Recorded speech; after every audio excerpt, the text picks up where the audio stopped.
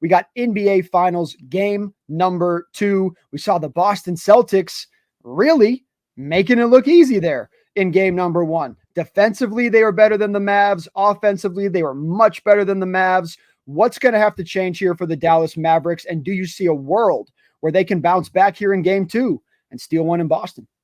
They're going to need to bounce back in game 2 because this series is going to have a completely different feeling if it's 1-1 heading back to Dallas. As we've seen throughout the playoffs, Dallas is a place that opponents really do not want to play. One of the most adverse atmospheres that you're going to encounter as a visiting team.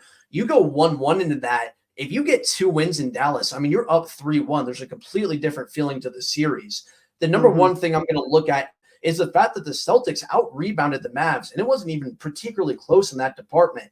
I don't think that that's going to be a trend that continues throughout the series. We just saw the Mavericks against a much more physically imposing team in the Minnesota Timberwolves when you have 3-4 guys getting above 6'8", 6'9" there, 250, all guys that make a career in the NBA from rebounding. They out-rebounded them in every single game in that series. For the Celtics team, outside of Kristaps Porzingis, they just don't have that size. I really don't see that being a continuing trend. Even Luka Doncic, I mean, this is a guy that's averaging close to a triple-double throughout the playoffs. We've been seeing him get up to like 8, 9, 10 rebounds per game.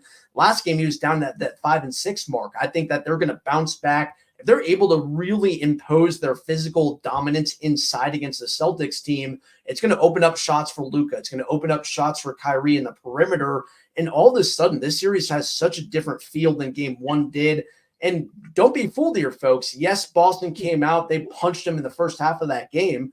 But the Mavericks figured something out because they won both the third and fourth quarter. Granted, you have the bench units coming in for both sides. But throughout a final series, and if this thing lasts 6, 7 games, the pieces of the bench, the pieces of the depth that we saw last night in the second half could play pivotal at some point throughout the series. I think Dallas has the advantage right here in game 2. If you look at the betting lines, it's kind of crazy to think that they're, it's some places as far as an 8-point underdog in this game. I have the Mavericks here in game 2, taking it 1-1 back to Dallas, Briggs. I'm right there with you, man. Looking at where the money is in this game right now, only 45% of the bets coming in on Dallas, plus 7.5 points. I'm not shocked by that just based on what happened in that very first game, but I'm with you, man. We're looking at who's got the momentum heading into the end of that game. It doesn't look like Dallas, but on paper, it is Dallas that started to wake up as the game got going there. I don't think defensively the Celtics are going to be that good again. I don't think Kyrie Irving takes some of the really dumb shots that he took there in game 1. It felt like Kyrie was trying to force it. And I know it was a little bit of a personal game for Kyrie Irving, but I just felt like he can sit down, he can reassess, take a breath and say, okay, wait a minute.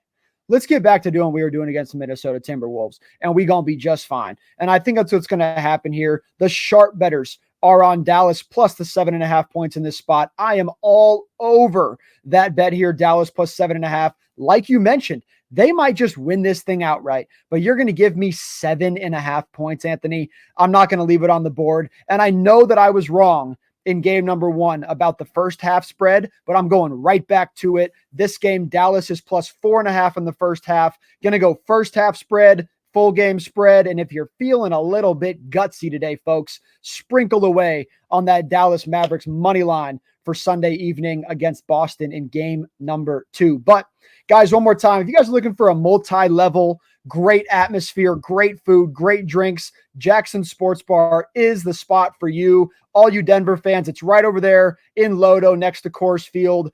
Go down there and enjoy the games all weekend long.